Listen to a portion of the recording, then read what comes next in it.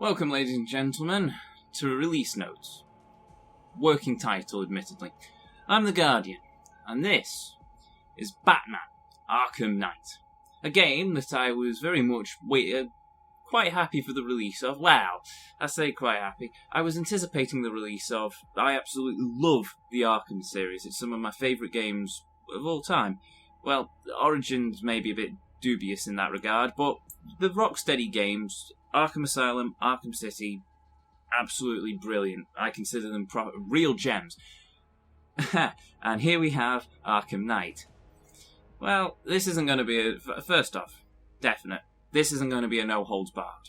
This is not going to be a critique, first impressions of it. This is simply, well, a port report, I suppose. Though I love to use that. I feel like a copy enough of Total Biscuit as it stands, so this is going to be, yeah. But no, this is just going to be a look at the game as it is at release. As I'm sure some of you have probably undoubtedly heard, there have been quite a few issues with this game and surrounding its release. FPS issues here and there, mainly drops in and out. There's been some control issues from what I can gather. The SLI problems, even though Nvidia have released the new drivers. I'm not sure about Crossfire. I haven't checked that much yet. I have to turn the volume down on my headset. I think it's a bit loud. There we go. But yeah. Blast. If we go back into the... First things first.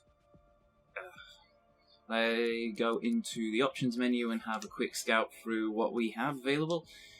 Game options... Standard affair, changing the inverted looks of everything, processor awareness, nothing too particularly special, it's an alright menu.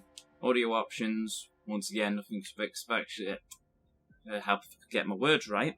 Nothing especially, there we go, nothing especially exciting. Option to change the audio output, which I quite like. Subtitles on or off, which I always have them on, simply because I'm pedantic with trying to see everything. I want to make sure I know what they're saying exact. It's a bit of a bugbear I have. Graphical options. Now this is the one where we get quite interesting. Standard affair, full screen, resolution, VSync on or off, anti-aliasing. This texture resolution, however, has got me a bit confused, maybe slightly concerned as well, because it's been a long time, if ever, where I've encountered a game that has just the option of low or normal. Usually there's a couple of other options, high and ultra for example, that follow that. So I have to sit there and scratch my head wondering, is it auto-detecting my graphics cards and deciding that it's not good enough for the game, or is this just how they wish to take it in this direction? To be honest, I haven't found much footage so far of people showing off the options menus, so I have absolutely no idea whether or not it's a standard thing, or if it is based off my graphics cards. Who knows? Don't know. I'm sure I'll find out in the next few weeks then. Shadow quality, level of detail, standard. Nothing here though to turn off depth of field, which one would be nice, two really annoys me. I hate depth of field. It's one of the things that annoyed the heck out of me in GTA 5. Until I turned it off, admittedly. They had quite a good options menu there, actually.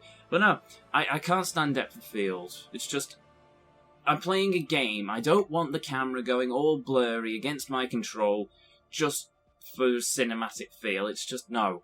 Just, no, don't stop it. Get rid of that awful option. Or at least, if you're not going to get rid of it, give me the ability to turn the bloody thing off. Next, we also have motion blur, which can't be turned off either. As far as it goes, this is a pretty awful graphics menu. But yeah, we also have Nvidia DreamWorks. Not DreamWorks, what am I talking about? No, Nvidia GameWorks. Now, I've played with this on. It doesn't seem to impact performance too much, though I am running off SLI GTX 970s, which are an okay little graphics card, actually. Done me quite well in service so far, so can't complain.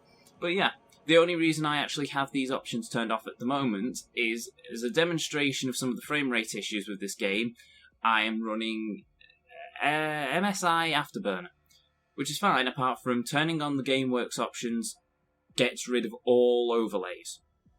Not sure why or how, but it did prove slightly problematic. I could have tried running Fraps, but considering I prefer recording in NVIDIA Shadow Play, I really didn't want to have two video files cross-recording over each other. So that would have proved problematic, and I just wanted to get this video out and sorted, so there we go.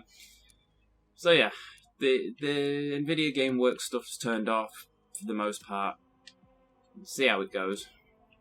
Another standard affair, gamepad controls, not really too bad.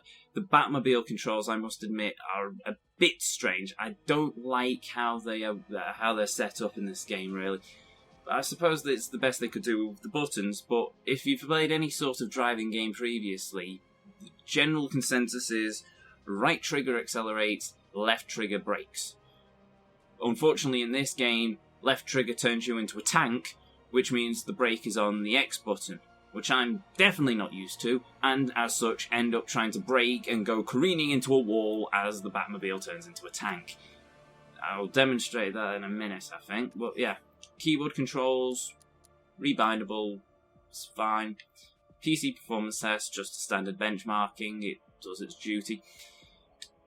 And strangely enough, it's the only part of the game that unlocks the frame rate. As you can see, though, I'm running at, well, more than 30 FPS at the moment, because I've gone into the game's options and I've changed it from 30 FPS to 9999 FPS. And it seems to work fine, so yeah, it would have been nice if we didn't have it locked on PC. Why on earth it is locked, I have no idea, other than the fact they maybe got a little bit lazy with the port. Who knows? Who am I to judge? Oh, wait. But yeah. So if we go into the game, show off some of these issues that everybody seems to be having. So I'll try and keep this a bit more concise, considering it's not going to be a vast amount of... I need to save something for when I end up doing the no-holds-barred look at this. But yeah, I've forgotten how to get out of it. Can I jump out this window? Yes, I can. Well, Oracle's going to be pissed. Yeah. For the most part, the FPS seems to hold quite steady, at least more than 60 FPS. Unfortunately, that's only when you're standing still. Probably should have said that first, but yeah. Standing, everything seems to be quite alright. Doesn't seem too bad. Inside, everything seems to work quite well as well. It's once you start moving around the city that things start to take a nosedive.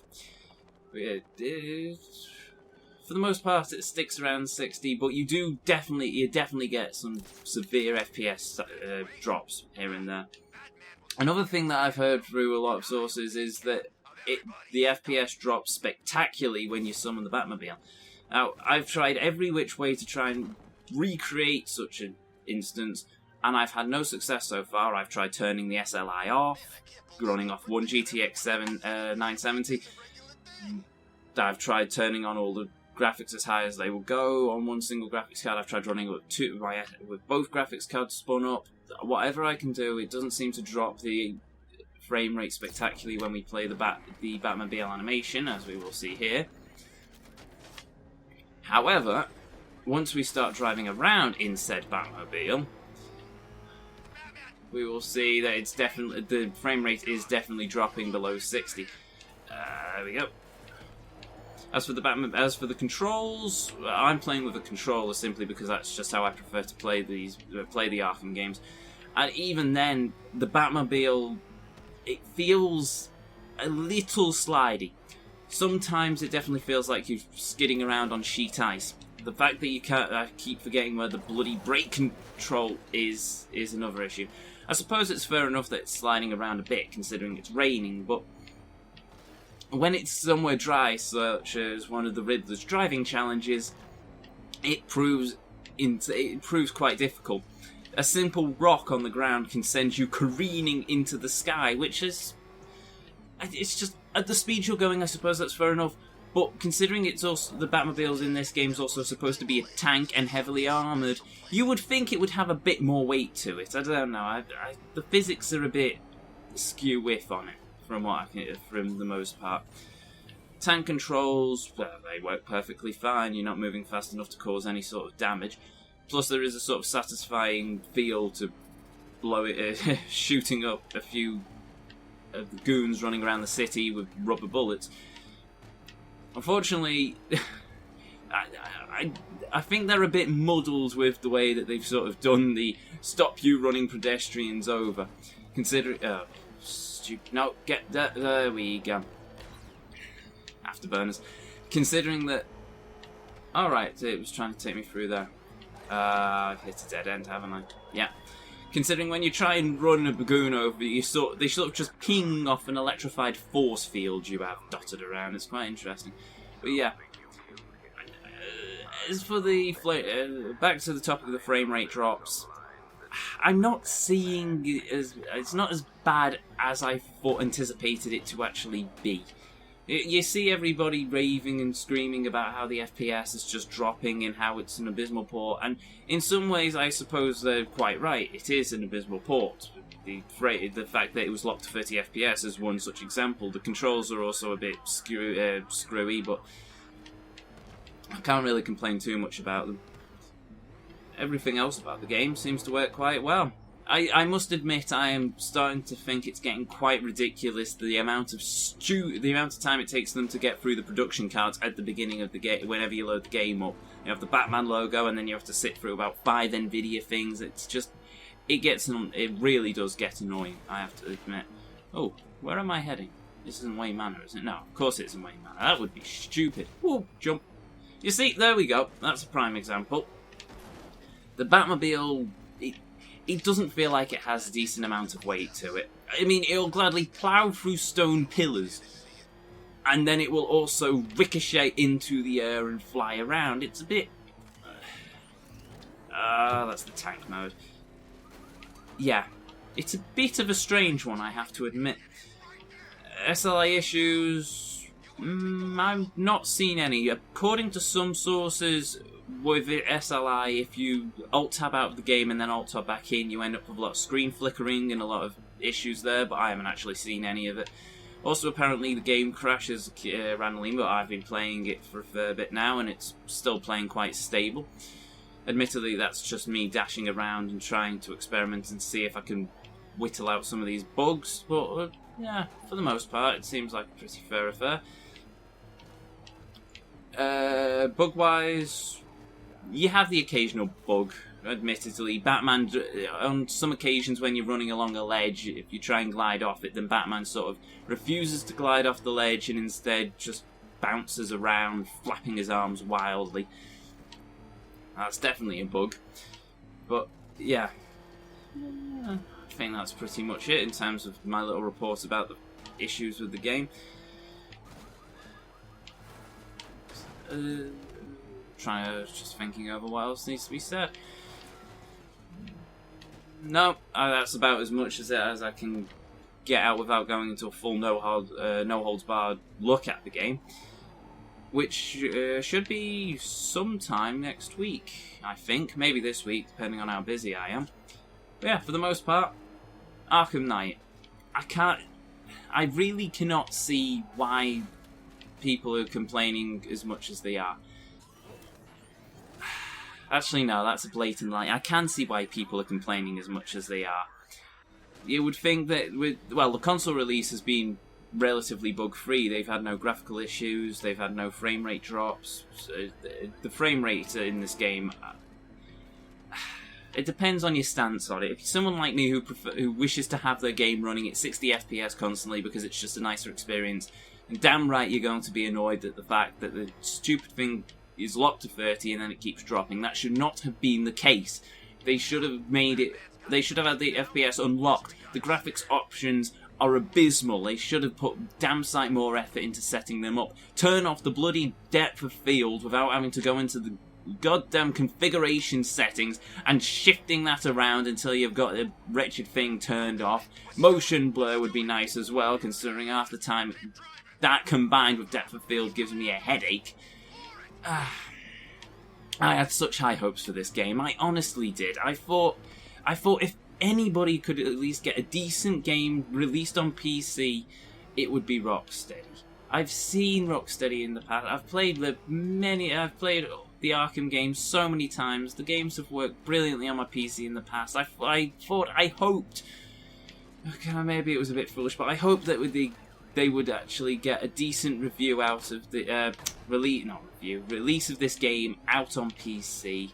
And what happened? We ended up getting this mess. I suppose it could be worse. I suppose it could have just been an awful case where the game just refused to actually work properly. I still haven't got the bat launching thing out the Batmobile. That's annoying. Yeah, the game runs, and it runs pretty stable if you exclude the FPS issues.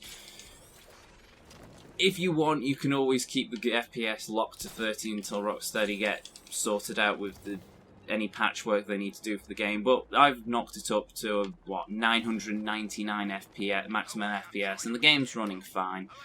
Yes, it drops. Yes, well, it's just there. It dropped down to 40, and now it's back up to 100. The FPS is highly stable. It's all over the place, but I suppose if the game works, the game works. It would just be nice to have got it working without the need of divvying around into the game settings, because that's not how it should be, in my opinion. If you want to divvy around the game in the game settings, that's fine, but not because the game's broken. Or, well, would you call it being locked to FPS being broken? I suppose I couldn't. Not in all good consciousness. I would have to say that it was less broken and more of just a lazily done port. Which, gathered from what Rocksteady have released so far to the press, is less a case of an error on their part and the subcontracted company that they've brought in to do the PC port for them. So maybe it's Warner Brothers to blame, who knows. All in all, I would honestly say hold off on Arkham Knight, if only until the first few patches have been brought out and the game has been stitched up. If you think you can deal with the FPS issues and any other things that may crop up depending on what graphics card setup you have, obviously, take your chances. Steam has the refund policy in place now, so if you can't get the game to work, you can always get your money back. But yeah, Arkham Knight, ladies and gentlemen. I've been the Guardian. Thank you very much for watching. Be safe out there.